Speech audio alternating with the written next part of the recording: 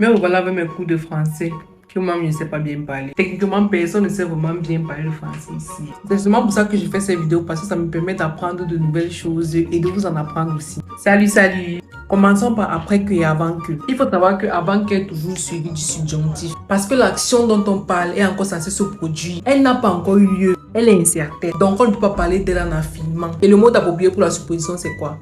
Le subjonctif. Et donc on dira avant que je ne sois parti, au lieu de avant que je suis parti, par exemple. Mais concernant après que, c'est tout autre chose. Après que est toujours suivi de l'indicatif. Parce que lorsqu'on dit après que, l'événement s'est déjà passé. Il n'y a plus rien d'hypothétique. Tout est déjà fait. Il n'est plus lieu d'une supposition, mais d'une affirmation. On ne dit pas après que je sois parti, après que je sois venu. On dit après que je suis venu, après que je serai parti. Persuader et convaincre. Convaincre une personne par rapport à un sujet, c'est s'appuyer sur des faits vrais, s'appuyer sur la fait véridique de la chose dont vous êtes en train de parler. Alors que persuader, c'est juste le sentiment de la personne pour l'attirer vers votre camp. Je m'explique. Si tu essaies de convaincre quelqu'un de quelque chose, c'est que tu fais appel à son intelligence. Tu essaies de lui faire voir la partie véridique de l'histoire. Tu te bases sur des faits réels, tu te bases sur quelque chose qui est vrai, quelque chose qui est fondé. Par contre, si tu essaies de persuader quelqu'un, c'est que tu sais pertinemment que ça peut être faux, ce que tu es en train de raconter. Tu mets en place une démarche, cherche à séduire le destinataire pour l'attirer dans ton camp.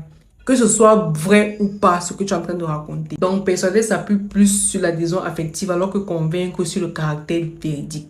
Voilà, j'espère vous avoir appris quelque chose. Parce que moi, oui, j'ai appris quelque chose après cette vidéo. Si c'est le cas, n'oubliez pas de me laisser un like, de mettre en commentaire ce que je vous ai appris, de partager la vidéo pour que plus de personnes soient édifiées par rapport au sujet, de me mettre dans vos favoris. Et surtout de vous abonner à ma chaîne si ce n'est pas encore le cas. Alors, on se dit à bientôt pour une nouvelle vidéo.